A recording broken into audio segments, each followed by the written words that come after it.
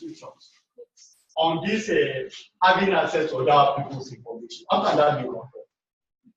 Okay. So when you say restrictions in terms of you having access to laptops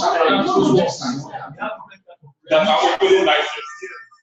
So in my presentation, we'll get to see that. So when you create an open license form, the access you get is restricted based on the license. There are 6 Creative Commons licenses, and those 6 licenses have different restrictions to them. Something that is unique in all of them is the access. You're able to access all of them. Now, the restriction you may now have is restriction in terms of how to get it. So, if for instance, I write a book and I license that book Creative Commons, and I put it in a bookshop that you have to buy in the receipt bookshop. But if you are able to buy that book, you can use it. You can use the material, you can photocopy it. So even if you don't buy it, you're able to see the book physically, you can photocopy it. But if it's not on the internet, that means you have to look for that physical copy. So imagine that I publish only 1 copy of that book. You look for it everywhere, you won't get it. I may even publish it and keep it in my house. So nobody has access to it. So the format may be a restriction. So that's the thing. But if your work is licensed open license, it means that that should be easily accessible. Yes. Then the kind of access in terms of, can somebody pick your book and edit it? That the license will now attend to that. Can someone pick your book and sell the content in your book? The license will attend to that. So when we move to the next, to my other section, instead of that happening. Another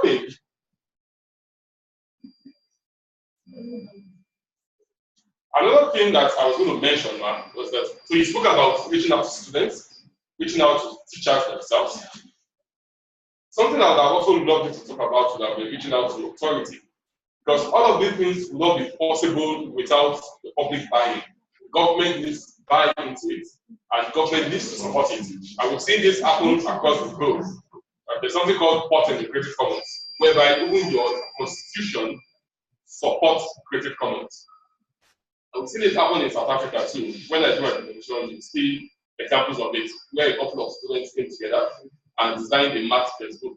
And today, the government prints that math textbook for free to give to all the students in South Africa. This was something that was done by students, and they just thought the way the teachers teach us was not communicating to us. We don't understand. But this thing is not so difficult. So they went by themselves, they learned by themselves, they solved the sums, and they made it into a book. So today now, the government sees that book, and I'm talking about this as example for like the past 10 years. I mean, the lady that did it, she was in Nigeria.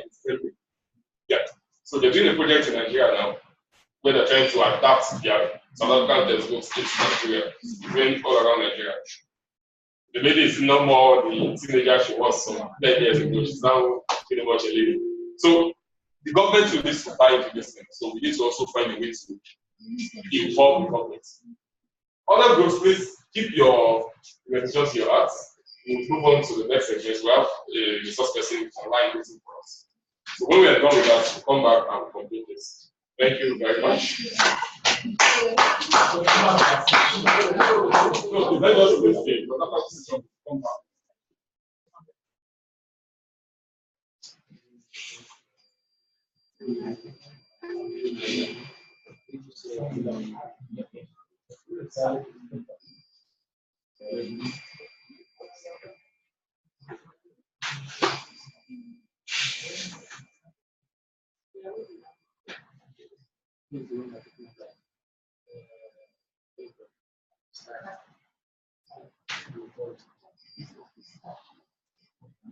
Okay.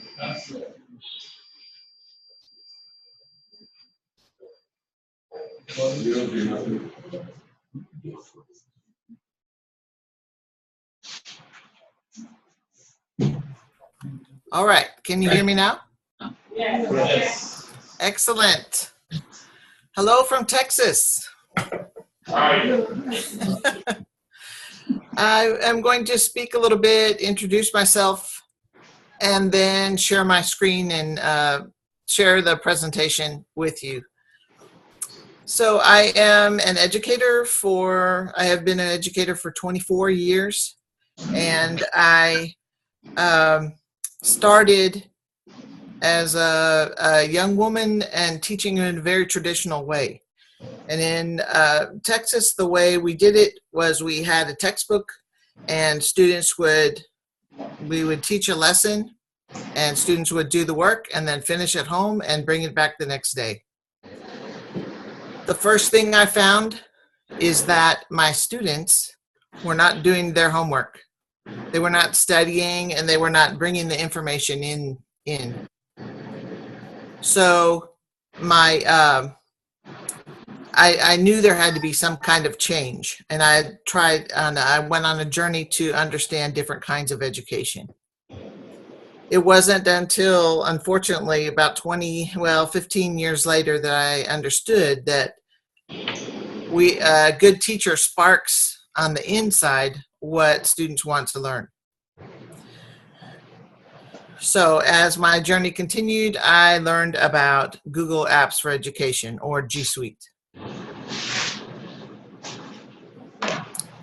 So here is my screen.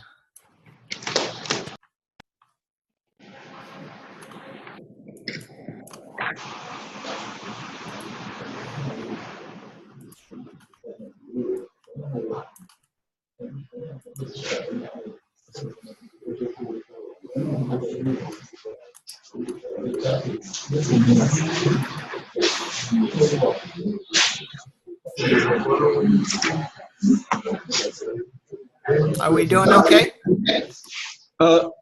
Karen, just hold on a minute. We're trying to sort out the sound. Oh, okay.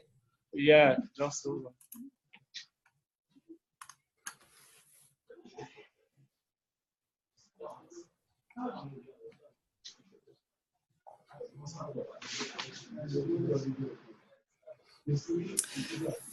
Should I share the presentation with them in the classroom? Yeah, you're going to do that. Just a minute. I want to increase the sound so that everybody can hear properly. Okay. Okay, can you talk now? All right, I am talking about G Suite for Education. Just hold on a minute. You start right now. We are hearing you audibly. So just a minute, please.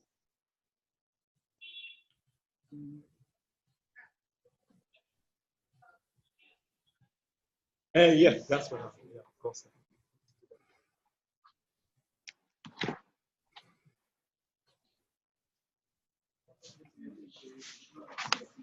Okay.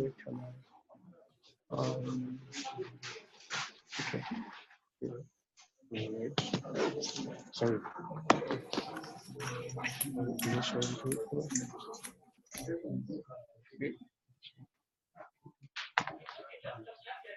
So you can go ahead right now. Okay, John, how long? How long do I have now? You can go ahead, speak for 25 minutes, please. 25 minutes. Okay. All right. Will do. So, do I start at the top, or did you hear any of that? I'll send you a chat. I'll send you a chat when it's 5 minutes to it. Okay. All right. So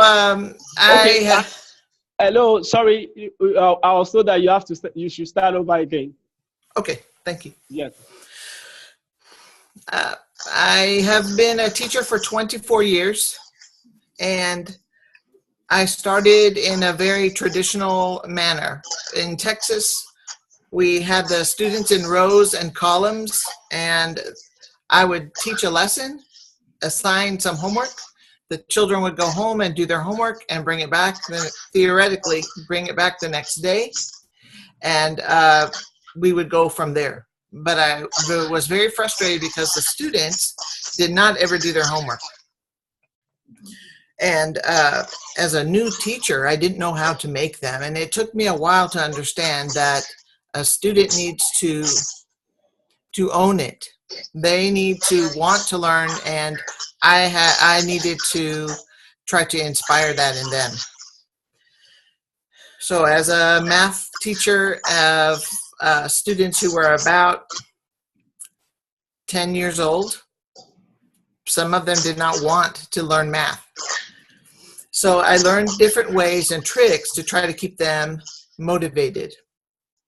It wasn't until I learned about G Suite about 10 years later that I could understand where the students wanted to learn with each other, and that the idea and ability for them to share and to learn and kind of learn in a group setting was very important to them. So that's when Google Apps for Education came into my life, and I became a technology facilitator. So I started this job where I go around to 5 different campuses and I help the teachers learn how to use technology in their classroom. My director encouraged all of us to become Google certified. She was in fact certified herself, and she believed that as technology people, we need to be teachers as well. So she only hired teachers because she wanted us to stay true to the core of what education was. So I'm going to share a little bit about the Google G Suite and getting certified, the different levels of certification, and then I'll open up for questions, if that's all right. Okay, so I'm sharing my screen. Just a moment.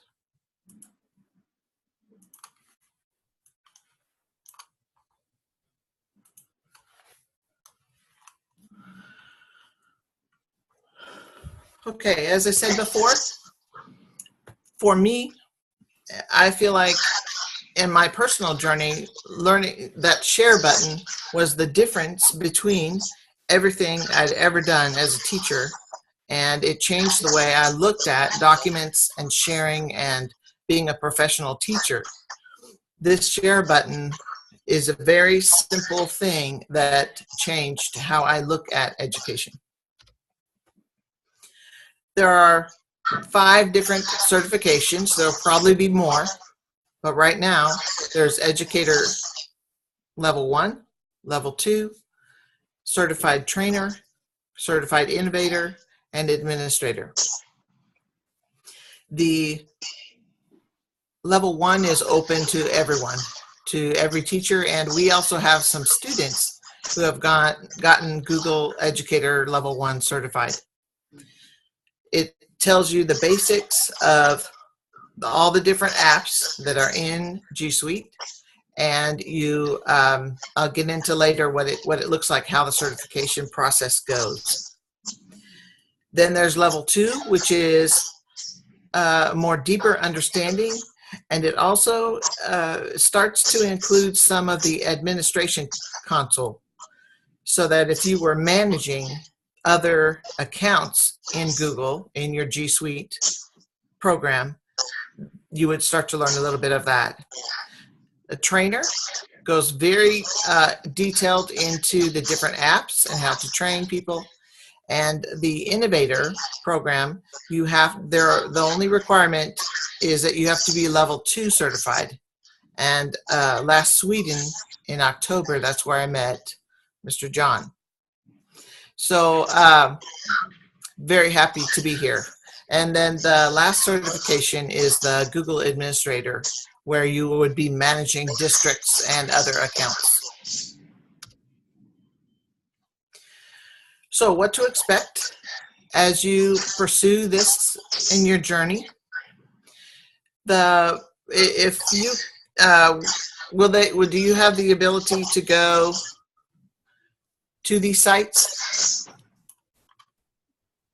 If not, we'll take you there.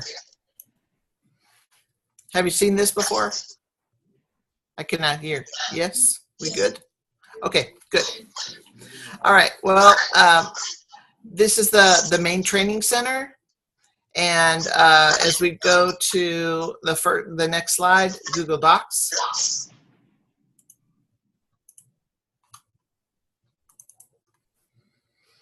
So in the Help Center, there are significant parts here that it gives you information.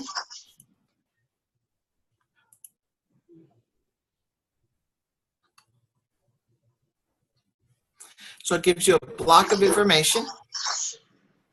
It explains about Google Drive. It tells about the main parts of G Suite. And then there is a little quiz. You can go through this system as many times as you like. And I know when I started listening to the conversation, I heard part of a discussion on sharing files and open files. And that is the big difference between other programs and Google, is that you can share, and there are different levels of sharing. You can have some people the ability to view, some people can edit, some people can just comment. So those are very helpful for teachers in the classroom situation.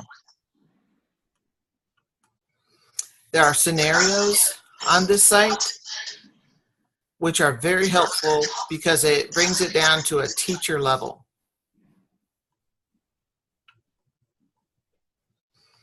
Then you have your own strategy, so you're able to apply. Remember, as a teacher, you give information, but it doesn't mean anything to your students until they can apply it to something they know. So I really like that they include this. And also here's the little quiz. If you are able to get these right, you'll at the bottom of every page, you'll probably do fairly well on the certification exam.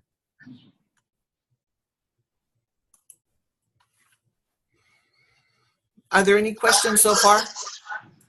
You can go ahead. We okay? You can go ahead, please. Can you, I'm sorry, I did not. I said you can go ahead, please. You can go ahead. Okay, yeah. Okay. All right. Google Slides is similar to Microsoft PowerPoint, except it's cloud-based. There are some things that PowerPoint will do that Google Slides cannot do, but there are workarounds. For example, in a slideshow, there's no way to put music in the background. So if you have students who want to include a soundtrack, you cannot do that. There's a workaround, though, by including a small video on each, the video with music on each slide, and then it will play throughout the whole presentation.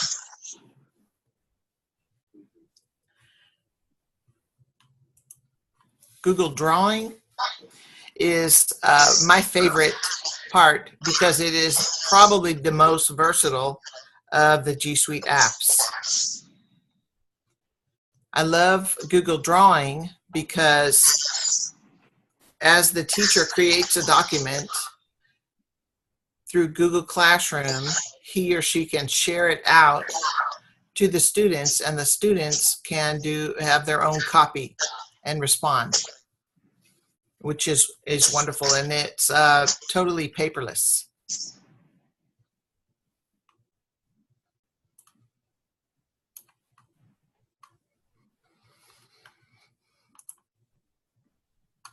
Google Forms is a way to collect information from your students, and also for students to learn how to use data. Many times students don't understand about data and spreadsheets and reading graphs. And my students had a hard time with that, interpreting graphs. So this was very helpful for them. And teachers can also create quizzes, another paperless way to assess what they're learning. So each of these in the training center, you will actually create a form, you'll create a quiz, make it a quiz. It takes you through all the different steps and the potential questions that you could have on your test.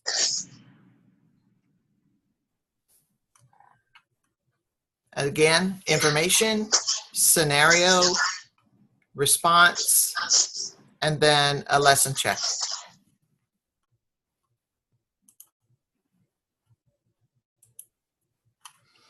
So the benefits of open instruction: students and teachers collaborate with each other.